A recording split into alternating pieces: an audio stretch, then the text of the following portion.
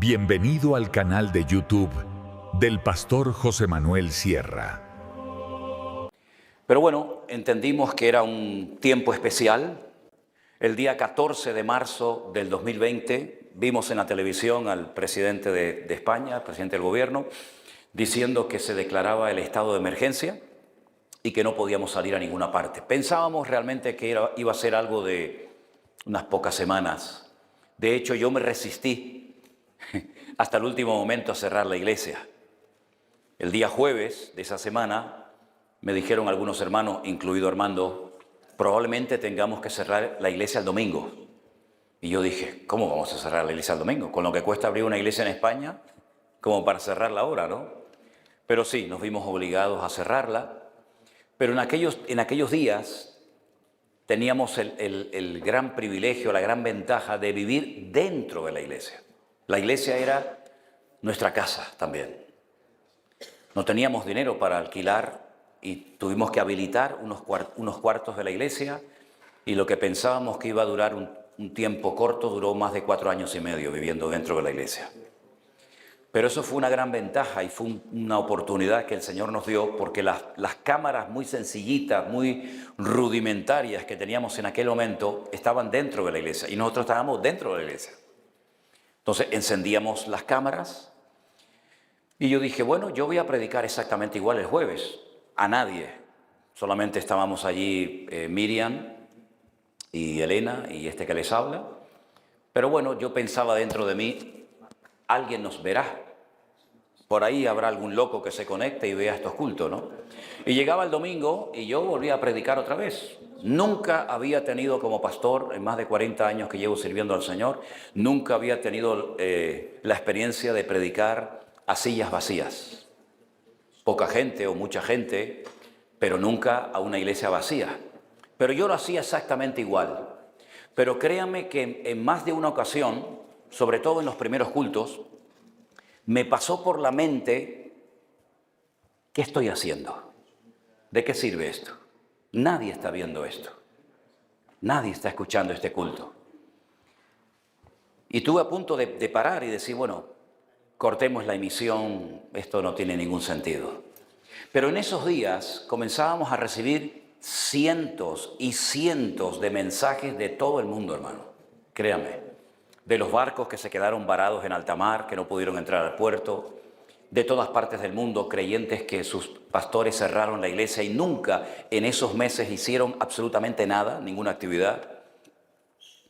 Y esto, bueno, pues nos motivaba a seguir adelante. Pero un día recibí un mensaje de una hermana que después terminé conociendo en los Estados Unidos, donde me escribía y decía, pastor, si en algún momento pasa por tu mente el pensamiento de que estás perdiendo el tiempo, es cuando más gente te estamos viendo. Digo, bueno, lo acepto por fe, porque la verdad es que nosotros no vemos nunca a nadie cuando predicamos. Ustedes sí ven a toda la gente, ¿no? Pero nosotros no vemos a nadie. Aquello me dio fuerza, me motivó a seguir adelante, y para sorpresa nuestra, todos los días, era desde por la mañana hasta por la noche, no paraba de sonar los teléfonos. De Colombia, de Alemania, de Brasil, de Argentina, de Bolivia, de Alaska, hasta de Afganistán, de Japón, de todas partes del mundo. No paraba la gente de llamar y llamar y llamar. Pero hay un añadido más que yo quiero también compartir con ustedes en esta mañana. Y es que, como cualquier iglesia del mundo, nosotros dependemos, entre comillas, ¿verdad?, de las aportaciones que la gente hace de su dinero, ¿verdad? En función de ofrendas y de diezmos. Y tenemos también dentro de la iglesia, pero en una parte apartada, lo que llamamos en España un rastro, ¿vale? Un rastro es una especie de Goodwill, es una especie de tienda de cosas de segunda mano que la abrimos en su momento para poder atender a los más de 275 niños que teníamos apadrinados en Bolivia, que nosotros le pagábamos todo, la ropa, la comida, los estudios, absolutamente todo. Y ese negocio, que trabaja con gente voluntaria de la iglesia, nos ayudaba a sostener a esos niños. Después nos fuimos a África, a Kenia, donde también trabajamos con niños y construimos allí una propiedad que después se la dimos a otro ministerio español. Bueno, la cuestión está en que ese negocio, ese rastro, nos ayuda con el alquiler del local. ¿sí? Y entre ese local y los diezmos y ofrendas de la gente, pues podemos cubrir los gastos. No siempre se cubrían, pero bueno, más o menos. Siempre vivíamos de milagro en milagro. Pues la cuestión está en que yo el día 14 de marzo, que fue cuando se declaró el estado de emergencia, me puse de rodillas al lado de mi cama y le dije al Señor, como si el Señor no lo supiera, ¿no? Señor, ahora tienes una oportunidad maravillosa para demostrar que esta obra es tuya. Si esta obra es tuya, ahora sin ayuda de ningún tipo, ni diezmos, ni ofrendas, ni rastro, ni nada, vamos a ver tu gloria, porque te pido que nos sorprendas, Señor. Y así fue, todos los días, centenares de personas, gente que probablemente nunca llegaré a conocer, a otros, gracias a Dios, sí, mandaban ofrendas de 20 euros, de 50, de 100, de 600, de 1000, de 40, de 80, de 60, y era tanta la cantidad de dinero que entraba, que dijimos, Señor, danos sabiduría para administrar todo esto. Entonces lo hicimos al revés. En vez de la gente dar ofrendas a la iglesia, nosotros hicimos al revés. La iglesia le daba dinero a la gente de la iglesia. Pagábamos alquileres, pagábamos luz, agua, teléfonos, porque los hermanos no podían trabajar. Cerraron sus negocios, no podían ir a trabajar. Y cuanto más dábamos, más recibíamos. Era una cosa increíble. Estamos hablando de miles y de miles y de miles de euros. Teníamos unas sillas de plástico blancas.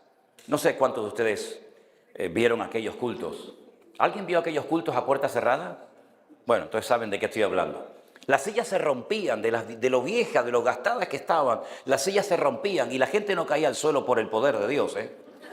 No espiritualicen esta cuestión. La gente se caía porque la silla estaba vieja y se rompía. ¿Me explico? Ay, se cayó por el poder de Dios. No, hermanita, se cayó porque la silla estaba podrida. ¿Qué quiere que le diga?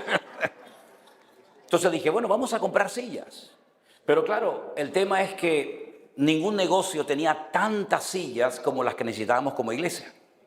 Pero un día, el copastor de la iglesia, Anderson, me dice, oye, he visto en internet un anuncio de una especie como de colegio de niños así con problemas mentales y tal, que tienen sillas y que no las van a utilizar y están nuevas. Entonces nos fuimos y había un montón de sillas del mismo color, así con una mesita como si fuera un pupitre para tomar nota, y las compramos todas.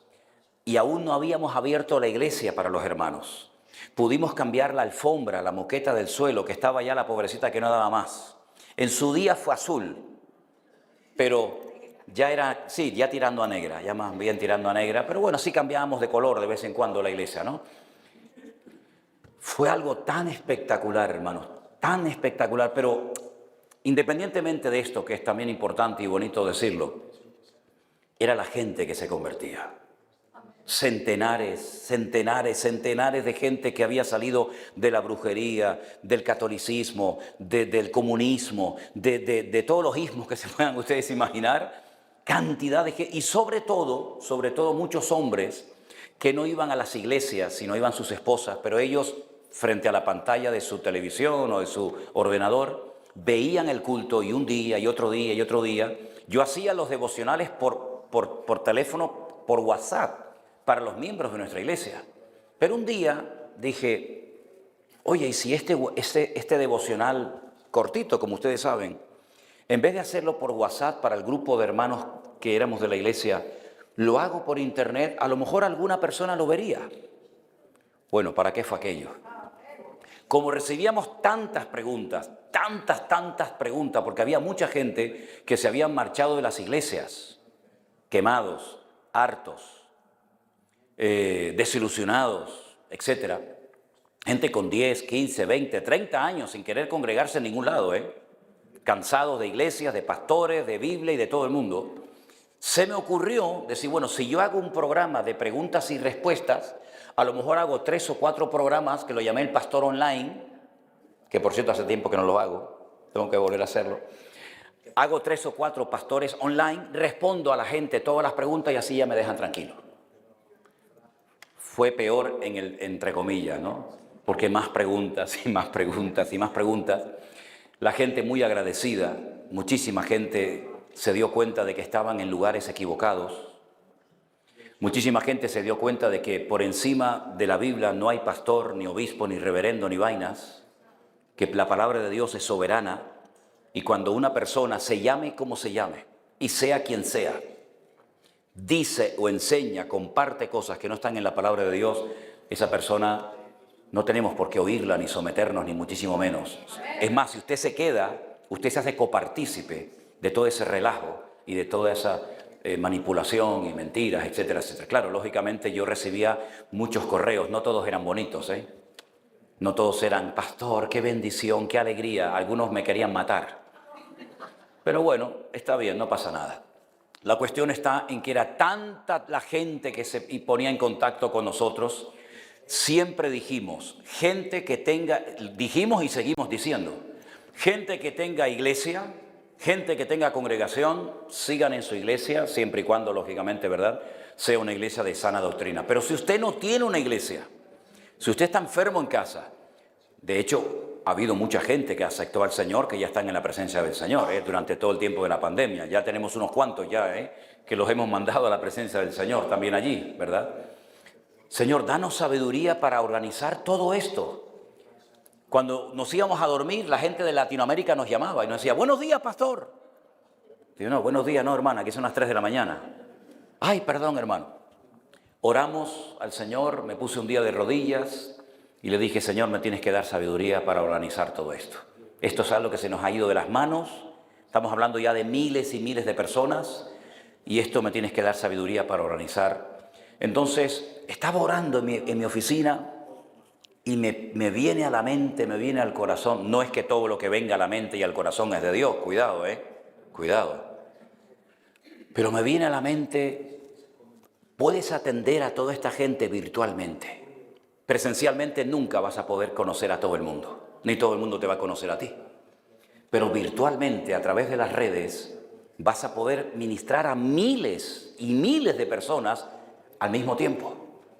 Entonces salí de la oficina y le dije a Miriam y le dije a Elena, ya lo tengo, ya sé cómo lo vamos a hacer. ¿Cómo? Vamos a hacer una iglesia virtual. Y me dijeron,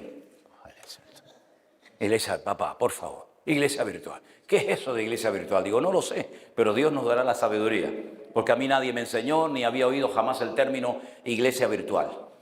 Comenzamos a recibir solicitudes de personas que querían formar parte de nuestro ministerio y alrededor de una mesa eran centenares de papeles con nombres, teléfonos, direcciones, correos electrónicos y dijimos, bueno, hagamos diferentes grupos. Un grupo que es todo lo que es Estados Unidos, Canadá, Alaska, México incluso. Hagamos otro grupo que sería el número 2, todo lo que es Centroamérica, Latinoamérica, hasta abajo, hasta la Patagonia.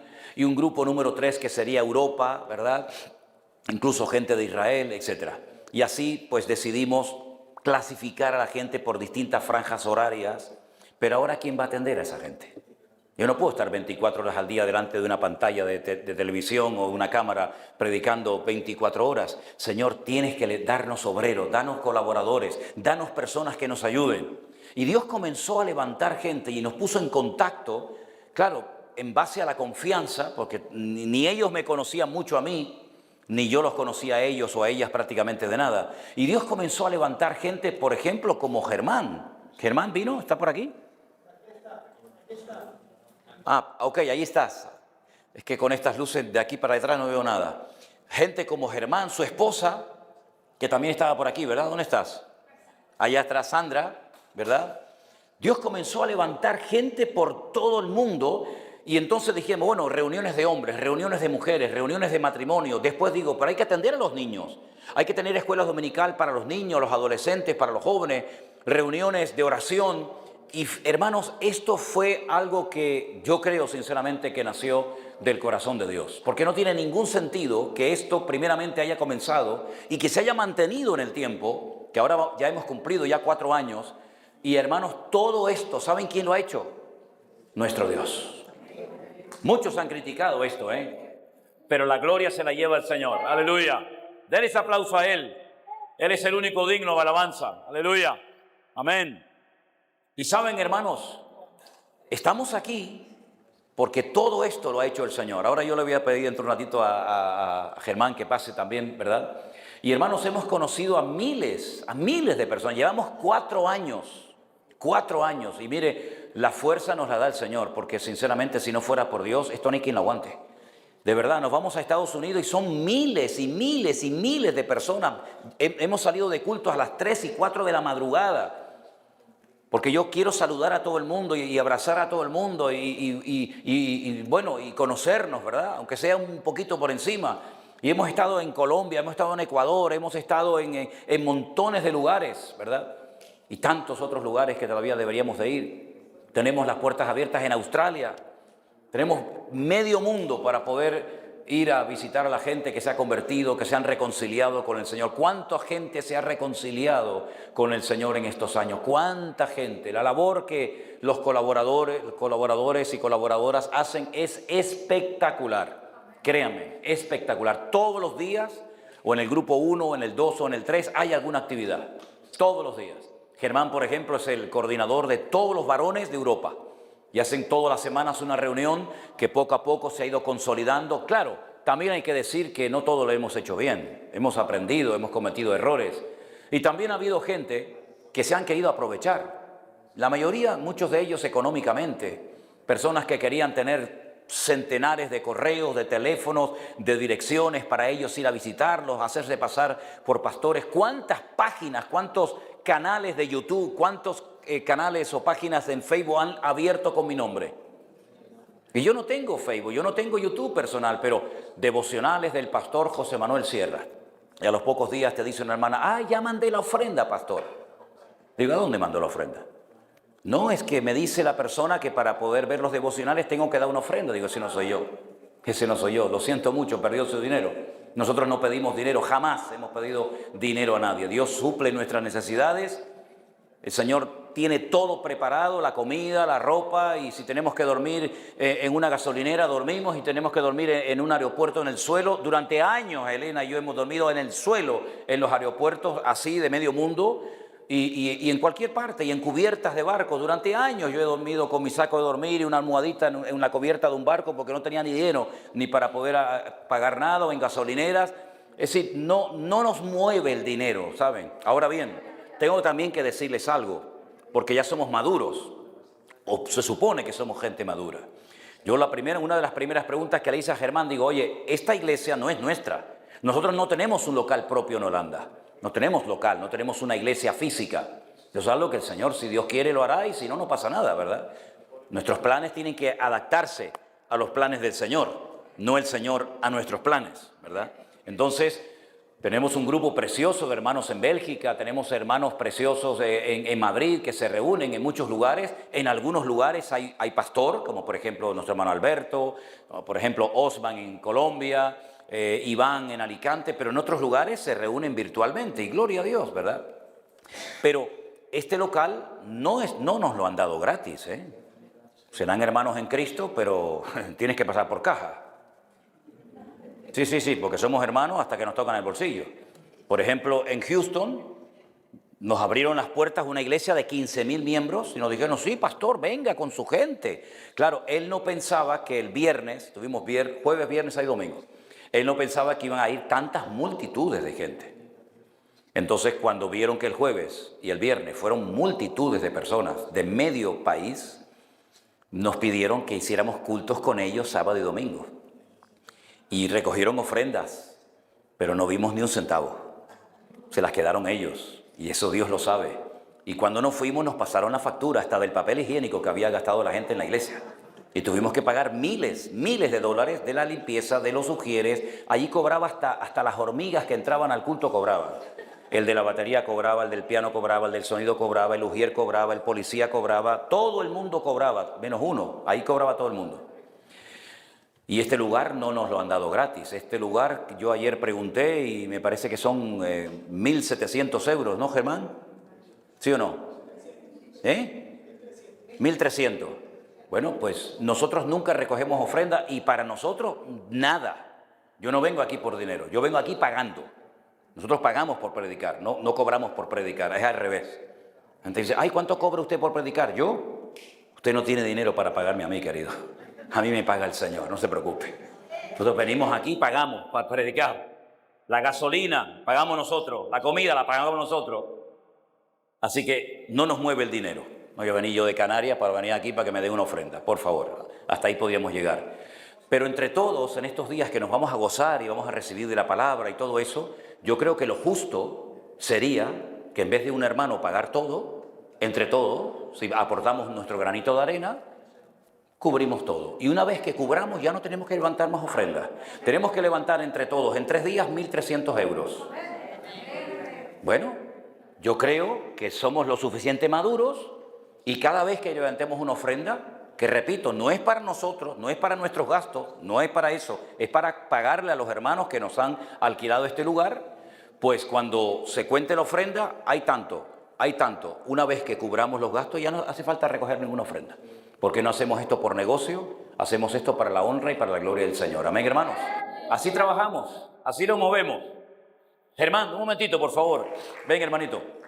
Germán vive aquí en Holanda, ahora él se va a presentar junto con su esposa, sus hijos, y él es el responsable de toda la obra de hombres del grupo número 2.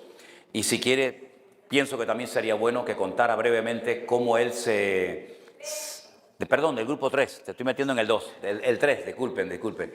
Es que hay momentos que ya no me entra más, créanme. Cuando me dicen, no me hagan la preguntita, hermana, ¿se acuerda de mí, hermano? Yo le escribí, me dicen, yo le escribí, digo, ah, qué bueno que me escribió. Todavía no está la edad de Biden, ¿eh? O no, uy, vieron lo de Biden, bueno, lo de Biden, pobrecito. Ayer presentó al presidente de Ucrania, dice, vamos a darle lugar a un presidente valiente, corajudo, vamos a darle lugar a un hombre valiente, vamos a darle lugar a Putin. Y presentó a Putin y se equivocó, no sé si lo vieron. Bueno, él es Germán, no me he equivocado, él es Germán. Dale, gloria a Dios. Bueno, ¿qué puedo decir? Contentísimo de estar acá y como decía el pastor, es solamente eso, solamente lo puede hacer Dios. Amén. Un corto recuento de cómo llegamos a la iglesia. Fue el tiempo de pandemia, cansados de ir a cantidades de iglesias donde se predicaba cualquier cantidad de disparates. Entonces mi esposa, que por ahí está sentada atrás, yo le dije, mira, no quiero saber nada de la iglesia, estoy cansado de las iglesias. Y me dice, encontré una predica de un pastor. Y le digo, otro. Me dijo, por favor, mírala, estábamos encerrados, me senté, me puse a mirar la prédica con ella y le dije, puede que sea. Se lo dije a él ayer. Sí. Y ya llevamos 4 años en el que puede que sea. ¿Sí? Sí. El Señor ha hecho su obra, ha extendido la obra, ha traído gente de todas partes, de todo tipo de denominación y todos son bienvenidos. Amén. Entonces, yo creo que lo único que podemos hacer acá y decir que estamos acá es por la obra, por la mano de Dios. Amén, así es. Así es. Y nada, que sean todos bienvenidos y bueno, muchísimas gracias, Pastor, por favor, Elena y su familia y a todos los que han venido por estar acá. Amén, gloria a Dios, qué bueno, Dios te bendiga. Gracias, hermano. Gloria a Dios, qué bueno. Señor es buenísimo, Señor es... Amén, así es. Kile Olanjas 2. Hemos hecho un congreso, estamos haciendo de vez en cuando algunos congresos para poder unir a hermanos de la iglesia virtual y hermanos que también de alguna manera nos quieren conocer. Por ejemplo, hemos tenido un congreso ahora en Guatemala que ha sido una bendición tremenda. Ha venido gente de El Salvador, de Honduras, por supuesto de Guatemala, de México, de Estados Unidos, de Chile, de Panamá. Ha sido un tiempo maravilloso. Pero el último congreso que hemos hecho en España lo hicimos en la ciudad de Alicante, este año, en la época de Semana Santa. El próximo año haremos ya el cuarto congreso, no cultos como estos, sino congresos con distintos predicadores, la gente se queda a comer, a dormir, es otra historia, ¿no? Y hemos tenido un congreso este año, ya digo, en la ciudad de Alicante, y poníamos stand, ¿verdad?, con camisetas y con cosas. Han sobrado muchísimas cosas del congreso de Alicante de este año. Esas cosas que han sobrado, como por ejemplo camisetas con el eslogan es seguimos avanzando, ¿vale? esas camisetas, hay unas bolsitas también, hay unas agendas, todo eso ha sobrado. Nosotros lo hemos traído, ¿con qué objetivo? Miren, durante algún tiempo el Señor puso en mi corazón una carga, un sueño, y se lo comparto brevemente. Creo que muchos de ustedes ya lo han oído. Como yo llevo en la obra del Señor mucho tiempo, más de 40 y pico de años, y hemos vivido siempre por fe y tan apretados y justo, y esto no se puede hacer, y no podemos comprar esto, y un regalo para las niñas pues ahora tampoco, y el helado pues ya otro día, y hemos vivido siempre así, conocemos cómo viven, no todos los pastores, no todos, pero hay muchos que viven con muchas necesidades. El Señor puso en mi corazón que pudiéramos tener un lugar para que pastores que están cansados, pastores que no se pueden ir de vacaciones a ninguna parte porque no tienen recursos, gente que necesita un renuevo y al mismo tiempo un lugar donde podamos tener niños acampados, jóvenes, adolescentes, matrimonio, restaurar parejas, que pudiéramos tener un lugar para recibir a todo este tipo de personas. Entonces me movía por ahí por internet buscando. Y vimos en Alicante, en un pueblo llamado Novelda, una finca enorme, gigantesca, 27.000 metros cuadrados, con 4 casas dentro. Es una finca de limones, de naranjas, de melocotones. Nos pusimos en contacto con las 2 herederas, el papá ya había muerto, y llegamos a un acuerdo y pudimos comprar esa finca. La finca hacía casi 4 años que estaba totalmente abandonada. Imagínense lo que es una finca del campo, 4 años abandonada. Hierbas por todos los lados, conejos, centenares de conejos. Algunos zorros también han aparecido por allí. Entonces, hemos pedido voluntarios que nos ayuden a pintar, a limpiar, a podar árboles, a poner aquello en condiciones. Y ahora mismo hay hermanos que están trabajando allí, ¿verdad? Pero claro, todos los días me dicen, necesitamos una máquina de no sé qué, necesitamos una máquina para no sé cuánto. Y claro, todo eso es un montón de dinero. Entonces a mí se me ocurrió que con las cosas que sobraron del Congreso de Alicante, que son 2 tonterías, son camisetas, unas bolsitas y unas agendas, decirle a los hermanos, mire hermano, si usted se lo quiere llevar y no tiene dinero, lléveselo, no pasa nada. Usted, yo quiero una camiseta pero no tengo dinero, pues llévesela, no pasa nada. Pero si alguien se quiere llevar algo, todo lo que saquemos de eso, yo lo voy a entregar para la finca Alicante. Porque nosotros hemos dicho, el que vaya a trabajar a Alicante como voluntario tiene que pagarse, lógicamente, su pasaje de avión o de lo que sea, de barco. Pero nosotros le vamos a dar de comer. Y la comida, lógicamente, pues vale dinero. Entonces, si alguien se quiere llevar algo de esa mesa, y repito, no tiene dinero, se lo puede llevar sin ningún problema. Pero si usted puede dar, aunque sea 1 euro, aunque sea 10 céntimos, por una camiseta, quiero que sepa que ese dinero no es para nosotros, ese dinero es para entregarlo en la finca y que puedan comprar las herramientas que hacen falta. Por ejemplo, hay una piscina que lleva 4 años sin usarse. Hemos tenido que comprar un motor, hemos tenido que hacer instalaciones de tuberías nuevas, pintarla, arreglarla, acondicionarla, hacer una buena escalera con una plataforma para cuando hagamos bautismo que la gente no se nos ahogue, ¿no? Porque la idea es bautizarlo y no mandarlos a la presencia del Señor. ¿Me explico? Luego hemos tenido que pintar la casa. Claro, ¿y la gente dónde va a dormir? Hemos tenido que comprar un montón de colchones, camas, sábanas, almohadas, platos, tenedores, cubiertos. No había nada, hemos tenido que comprar. Hay hermanos que han regalado neveras, hermanos que han dicho, yo compro 2 lavadoras, las vitrocerámicas, llaman así, la vitro donde se hace comida.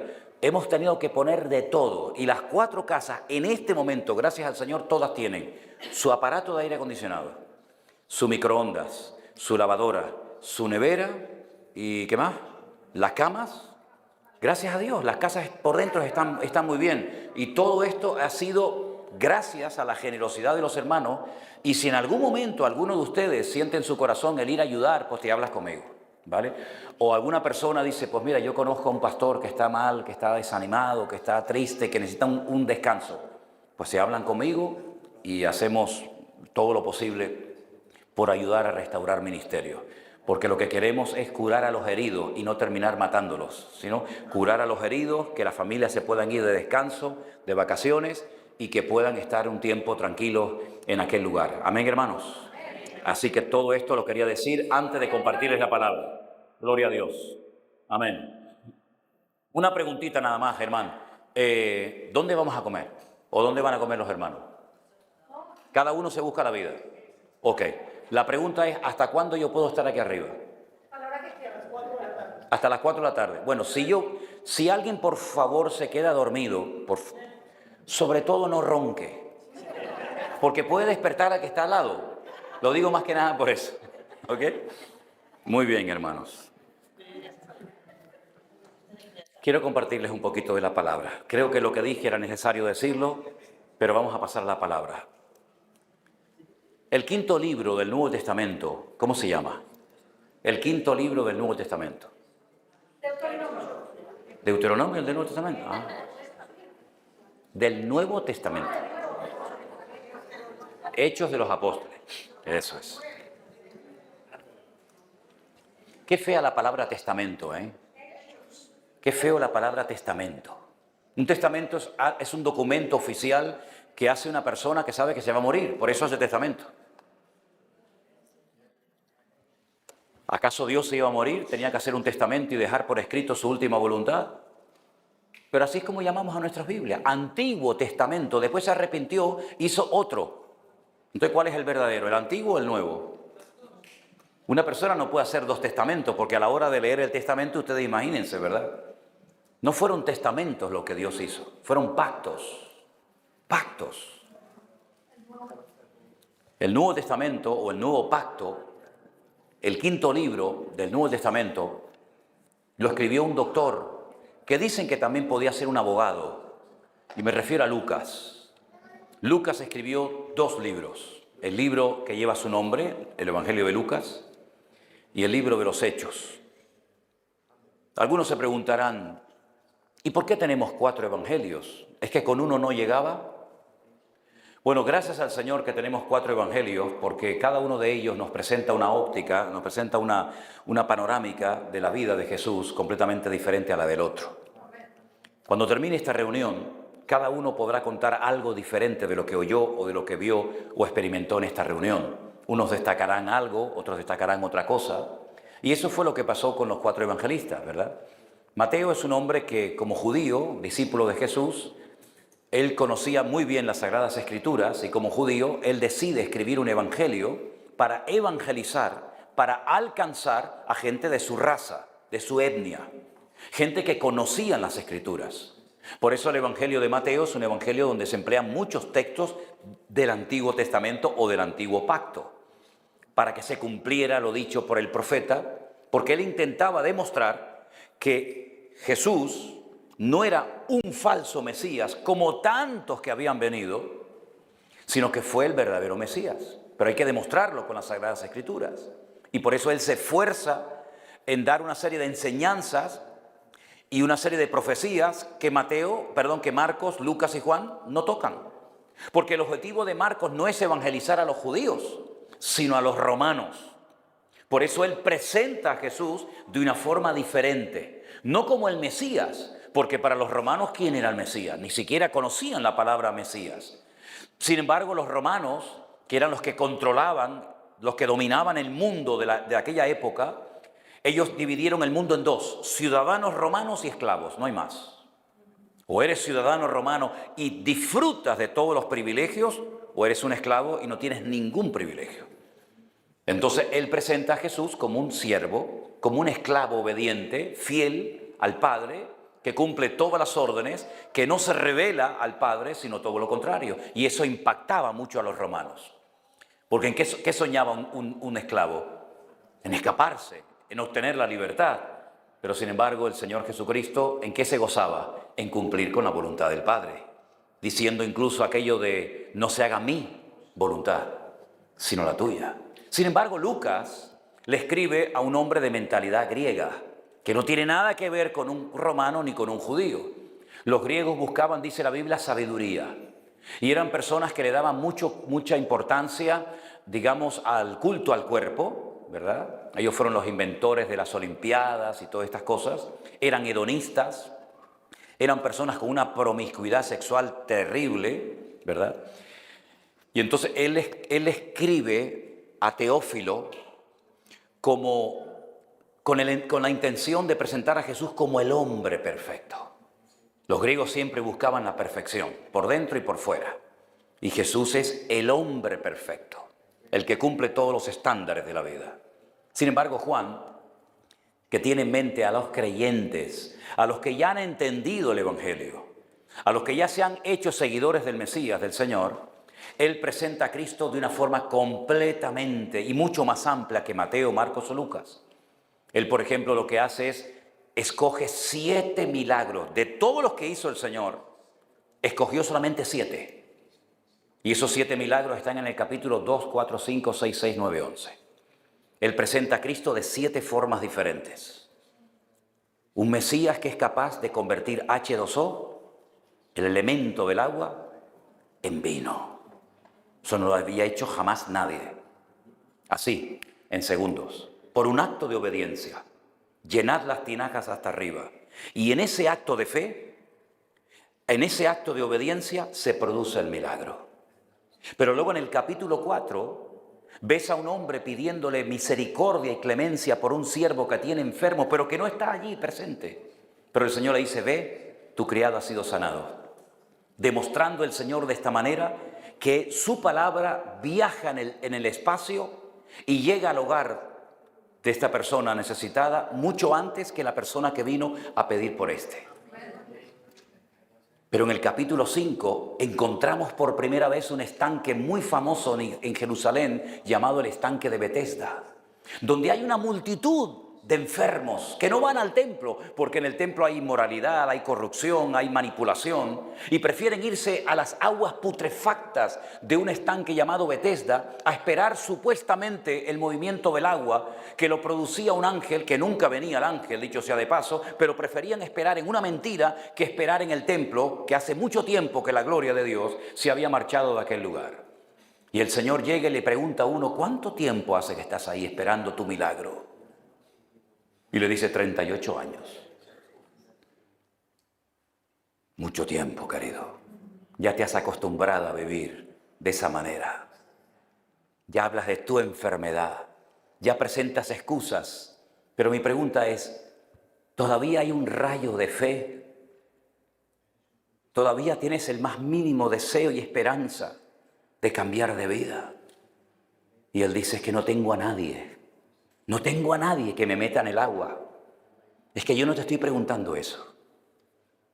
No vayas de víctima por la vida, porque el victimismo mata y el victimismo no cambia a nadie. Lo que te estoy preguntando es si quieres cambiar, si quieres ser sanado, dime o sí o no. Entonces el Señor lo levanta después de 38 años de esperar a lo que nunca iba a ocurrir. Y el Señor demuestra que es el Señor por encima del tiempo. Y en el capítulo 6 multiplica los panes y los peces. Con poquito, pero con la bendición del Señor, sobra. Porque Él es el Señor de la cantidad. Pero también camina por encima de las aguas, demostrando que Él domina la creación y no es dominado ni controlado por ella. Pero en el capítulo 9 le hacen una pregunta muy interesante los discípulos al maestro. Le dicen, Señor, este hombre que tiene las cuencas de los ojos vacías, sin el globo ocular, ¿qué pecado terrible tuvo que cometer en su infancia o en su adolescencia o juventud, o sus padres o sus antepasados? Porque no es normal que un hombre nazca de esta manera, que no hay posibilidad de que pueda ver, porque no es que es un ciego, es que no tiene las cuencas de los ojos vacías. ¿Quién pecó, Señor? Y el Señor le dice, no entren en esas historias. No condenen más al pobre hombre, ¿verdad? Porque ya bastante desgracia tiene como para encima decirle lo que te pasa es consecuencia del pecado de papá, mamá, el abuelo o sabe Dios de quién. Ya dejemos en paz a la gente. No estemos diciéndole a la hermanita, es que no te sana porque no tiene fe. O tienes a la niña enferma o al muchacho en la droga o el matrimonio se rompió y tu marido se fue con otra porque hay un pecado generacional que estás arrastrando. Vamos a dejarnos de amargarle la vida a los hermanos. Y vamos a levantar y no a ponerle más peso encima a la gente, por amor de Dios. Él no pecó ni su padre, sino que él nació así. ¿Saben para qué? Para que ustedes se den cuenta de que hay gente que nace así en la vida, para que la gloria y el poder de Dios se manifieste en él. Bendito sea Dios. Esa es la realidad. Pero el capítulo 11 es el capítulo que marcó un antes y un después en el ministerio de Jesús. Porque cuando él llega a la casa de Marta y de María, 4 días después de haber sido llamado, las hermanas están tan dolidas, las hermanas están tan desilusionadas, porque no hay nada peor en la vida que amar a alguien y que te traicione ese alguien. No hay nada peor que depositar tu fe, tu confianza en una persona y que esa persona te traicione.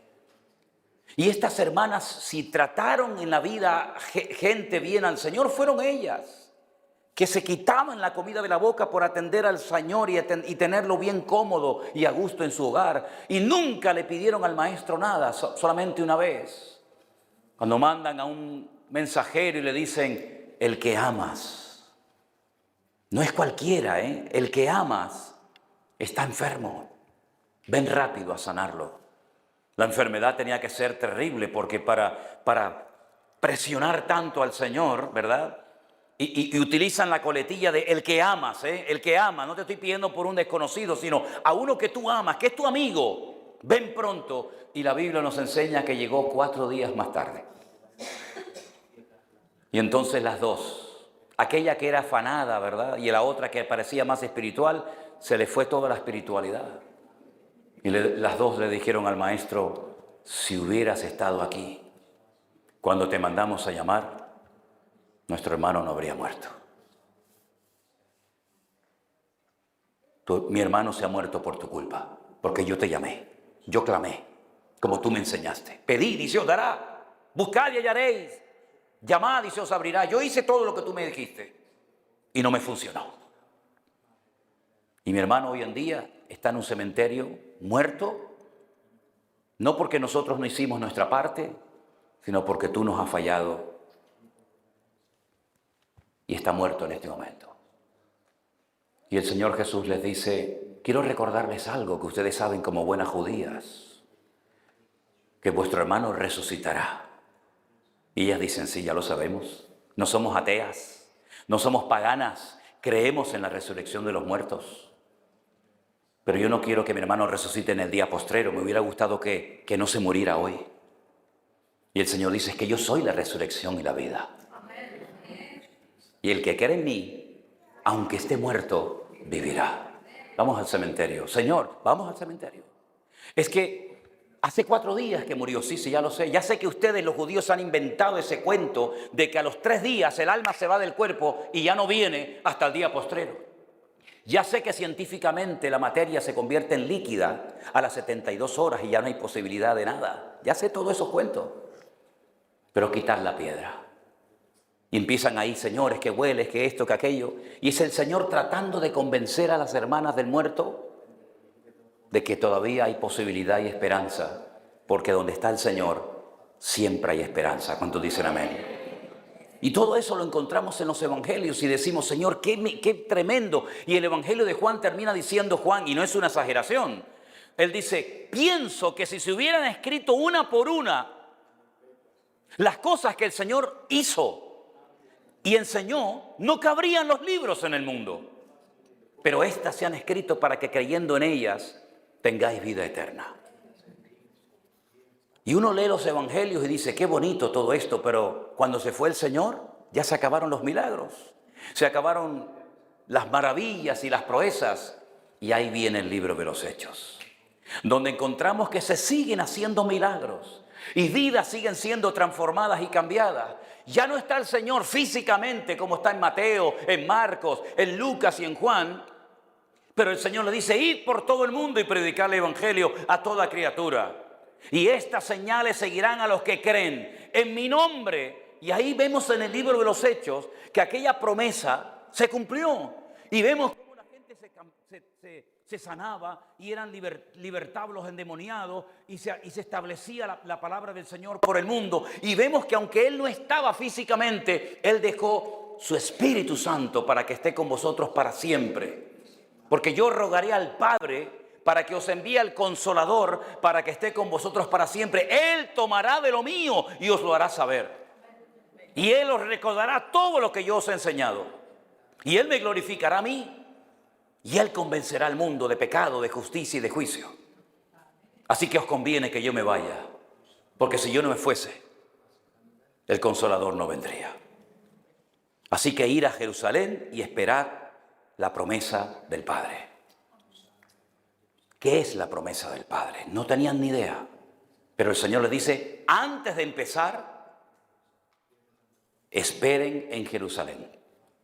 Claro, uno lee esto y dice, bueno, está bien, ¿no? Entiendo la palabra, hay que ir a Jerusalén y esperar. Momento. Ir a Jerusalén significa otra vez, si me permiten la expresión, meterte en la boca del lobo, ¿eh? Cuando lleguen los discípulos del Señor con sus mujeres, con sus hijos, con los que se habían añadido a ellos, y cuando vean entrar a 100, 200, 300, 400 personas por las puertas de Jerusalén, van a decir, ahí vienen otra vez estos. Ahí están otra vez, mira, los que estaban sanando a los enfermos, el otro día el del paralítico de Betesda, aquel fue el que yo conocí allí en la casa de Marta y de María, aquel fue el que yo vi en el huerto de Getsemaní, ¿a qué vienen estos otra vez? ¿A qué vienen estos aquí? Allí está Anás, está Caifás, está Poncio Pilato, están los escribas, están los fariseos. ¿A qué viene esta gente aquí otra vez? ¿Qué quieren? ¿Qué quieren provocarnos? Había que tener mucho valor para ir a Jerusalén, ¿eh? Mucho valor, ¿eh? ¿De dónde sacaron ese valor? Porque dice la Biblia que el día de la despedida, y lo dice en los últimos versículos del Evangelio de Lucas, dice que ellos, después de haberle adorado, volvieron a Jerusalén con gran gozo. Fíjate el orden de las frases. Ellos, número 1, después de haberle adorado, número 2, volvieron a Jerusalén, número 3, con gran gozo. No es que sintieron gozo y después deciden obedecerle y finalmente adorarle. No. Por fin tienen claro que aquel que está ascendiendo a la gloria es Emmanuel, es Dios con nosotros. Y ellos le adoran. Nunca lo habían adorado, ¿eh? Lo habían admirado, pero adorar, darle culto como si fuera Dios, jamás. Porque ellos tenían metido en la cabeza, al Señor tu Dios adorarás y a Él solo servirás. Pero ahí dice Lucas que ese día se postran y lo adoran. Porque se dan cuenta de que no es simplemente uno que nació en Belén de Judea, que su padre se llamaba fulano y su madre mengano, sino que es Dios con nosotros. Lo entienden, lo comprendo, por fin entendieron a quién estaban sirviendo y siguiendo durante 3 años. Y entonces, como ya lo tengo claro, me da igual que me maten, me da igual que me crucifiquen. ¿Dónde hay que ir? A Jerusalén. Nos vamos a Jerusalén. Y cuando se van a Jerusalén, viene un gozo impresionante que dice que vuelven y se juntan allí y comienzan a orar y a esperar la promesa del Padre. Pero pasó algo. La Biblia dice que el día de la ascensión, lo dice Pablo en 1 Corintios 15, 500 hermanos estaban allí como testigos oculares. 500 personas, Pablo dice, aún cuando escribe a los Corintios, dice, aún todavía hay muchos que están vivos, ya otros ya los habían matado. Dice, pero aún de esos 500 hermanos, testigos oculares de la ascensión de Cristo, todavía hay muchos que viven. Y es interesante notar que esos 500 hermanos lo ven. Se van a Jerusalén en base a la orden que han recibido, ir a Jerusalén, esperar la promesa del Padre. Pero lo curioso es que Lucas, que es un autor muy puntilloso, es un escritor que se da cuenta en los detalles, ¿no? Cuenta cosas que ningún otro evangelista cuenta. Él se da cuenta que en el aposento alto está María, está Pedro, está Juan, está Santiago, está Bartolomé, está Felipe, está y cuenta y dice, hay 120, no hay 500, hay 120. Y lo vuelve a contar y pregunta, ¿no? Oye, ¿cuántos había? ¿Y cuántas mujeres? ¿Y cuántos niños? ¿Y cuántos? 120. ¿Y dónde están los demás? Faltan 380 hermanos en la iglesia. Se van del monte de los Olivos prácticamente que está allí, se van a aquella casa y en cuestión de días se pierden 380 testigos. Y cuando llegó el día de Pentecostés, dice la Biblia en Hechos 2, estaban todos unánimes juntos y de repente vino del cielo un viento recio, el cual soplaba, llenó toda la casa, todos fueron llenos del Espíritu Santo, comenzaron a hablar en otras lenguas según el Espíritu les daba que hablasen, ¿verdad? Y había 120. ¿Dónde estaban los demás? Nadie lo sabe. Pero se cansaron de esperar. Solamente quiero decirte esta palabra en cuanto a este punto. No te canses de esperar en el Señor. Encomienda al Señor tu camino, confía en Él y Él hará cuando crea conveniente. La Biblia dice que a partir de ese día, del capítulo 2 en adelante, todo cambió. Ellos son ahora los que predican, ellos son ahora los que oran por los enfermos, ellos son ahora los que dan testimonio. Ya no está físicamente el Señor con ellos, pero siguen produciéndose milagros, señales, prodigios, hasta el punto que los amenazan y le dicen prohibido a partir de ahora hablar en ese nombre. Y ellos dicen, no podemos dejar de decir lo que hemos visto y oído. Entonces dice que los encarcelan, los azotan y cuando salen gozosos de haber sido tenidos por dignos de sufrir por la causa del Evangelio. Y cuando llegan al lugar donde están reunidos, dice, damos gracias a Dios por lo que hemos padecido, vamos a orar para que Dios nos dé más denuedo en la palabra y que el Señor siga derramando su poder, haciéndose señales, milagros y prodigios. Y cuando terminaron de orar, el lugar en el que estaban tembló, dice la Biblia. Y así fue la iglesia primitiva. Y comenzaron a crecer y a crecer, y gente que se bautizaba, gente que era sanada, gente que era endemoniada, eran libertados. Y todo el libro de los Hechos es un milagro tras milagro. Y vemos a Pedro, y vemos a Felipe, y vemos a Pablo predicando la palabra de Dios. Y hermanos queridos, me llama mucho la atención que aquella primera congregación, Lucas dice cómo era aquella gente.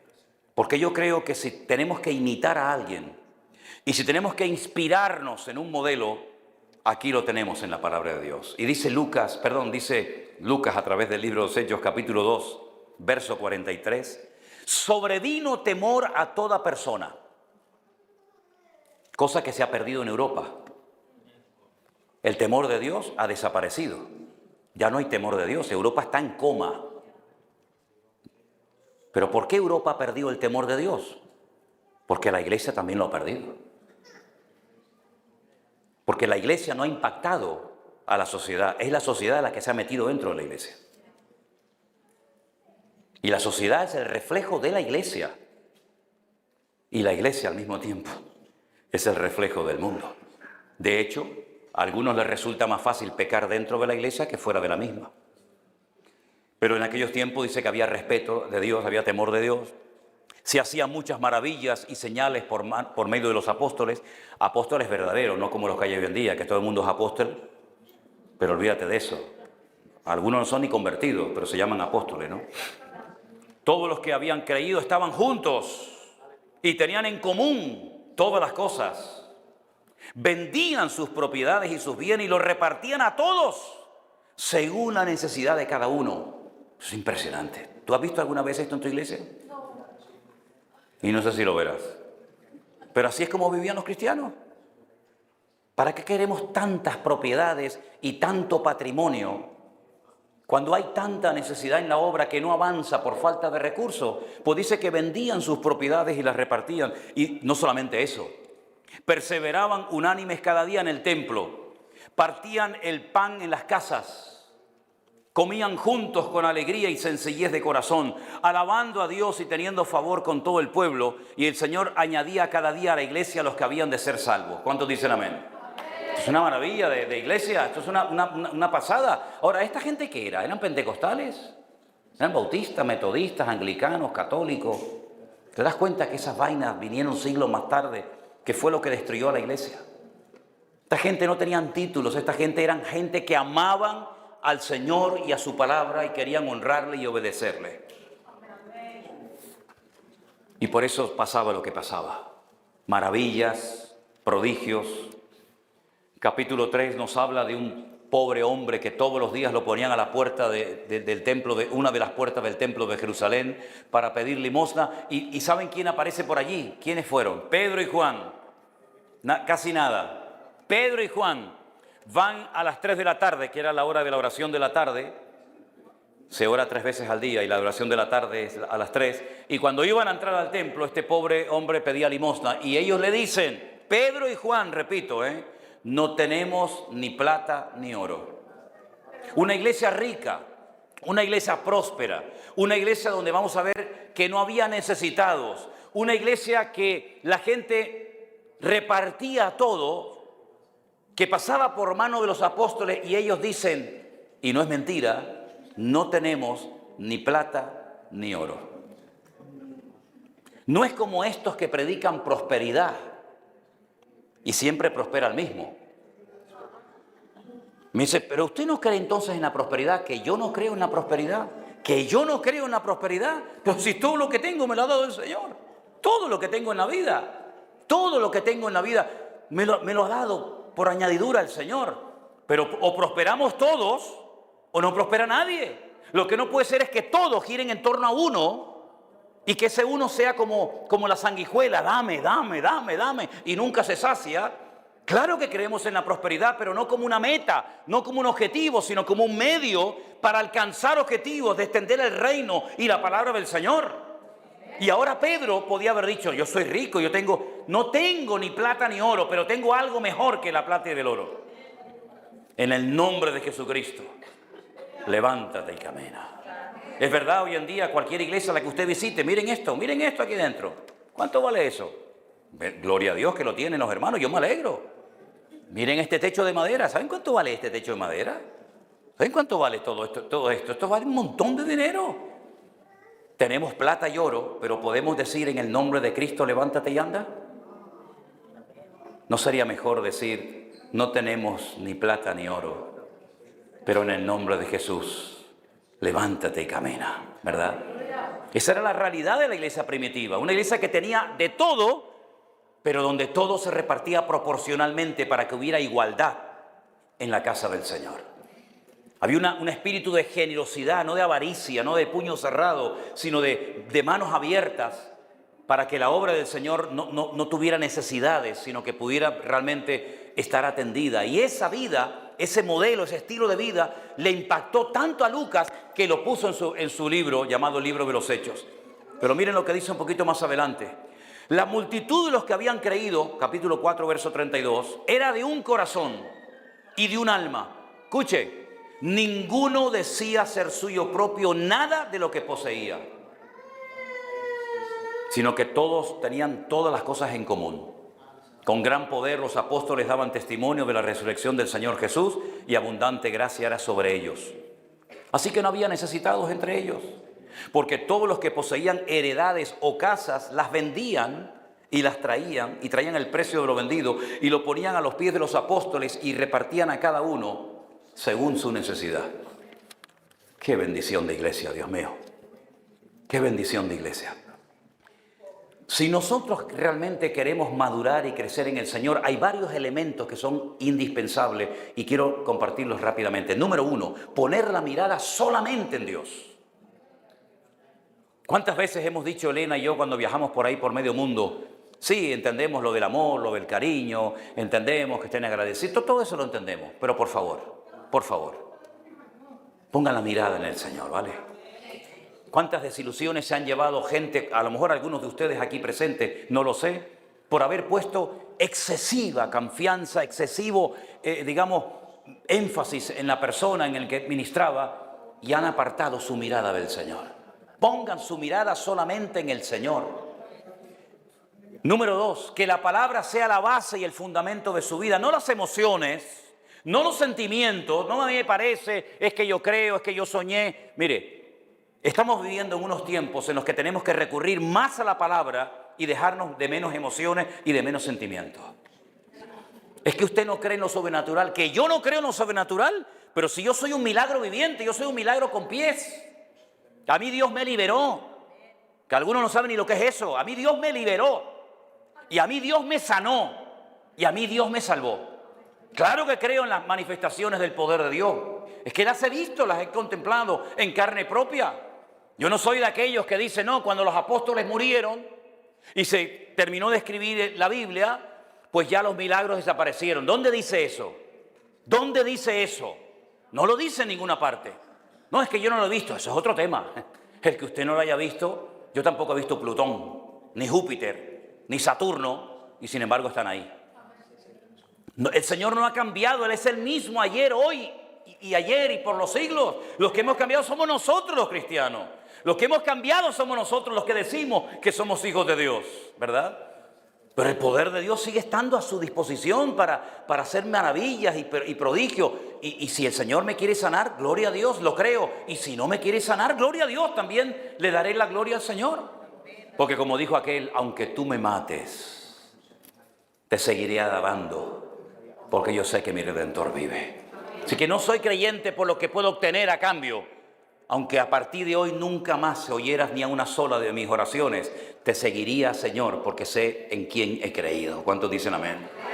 Así que pongan su mirada en el Señor, no en los hombres. Pongan la palabra de Dios como la base y el fundamento de su vida. Y número 3, para mí muy importante, pregúntese seriamente delante de Dios, ¿cuál es la voluntad de Dios para su vida? Porque me temo que hay millones de cristianos que nunca se han hecho seriamente esta pregunta delante del Señor. Fíjense que cuando en el libro de los Hechos, que se relata 3 veces la conversión de Pablo, 3 veces en 3 capítulos diferentes cómo este hombre se convirtió, es interesante notar que se destacan, se enfatizan las 2 preguntas que en ese día, ese encuentro que tuvo Pablo con el Señor, él le hace al Señor. Primera pregunta, ¿quién eres, Señor? ¿Quién eres? Porque yo me he quedado ciego, me he caído, no sé si iba en caballo, en moto, no sé lo que fuera. Si fuera en Holanda iría en bicicleta, porque mira que hay bicicletas en Holanda, Mi madre, yo en mi vida he visto tanta bicicleta. En Sudamérica motos, y por aquí yo digo, muchachos, pero es que aquí hay carriles por las autopistas para la bicicleta. Y tú ves gente mayor, yo digo, pero ¿cómo aguantan esta gente? ¿Qué piernas tienen que tener estos holandeses, no? Yo no sé en lo que iba montado Pablo, pero lo que sí sé es que quedó tumbado en el suelo, ciego. Y dice que oyó una voz en hebreo. Y cuando él le dice, ¿quién eres? Le dice, yo soy Jesús, a quien tú persigues. Dura cosa te es dar coces contra el aguijón. Bueno, ahora que sabes quién soy, la segunda pregunta es impresionante. ¿Qué quieres que haga, Señor? Porque el Señor no se aparece a cualquiera sin ningún propósito ni objetivo. Si Él se ha parecido a mí, es porque algo pide o demanda de mí. ¿Qué quieres que haga, Señor? Y el Señor dice, entra en la ciudad y se te dirá lo que debes de hacer.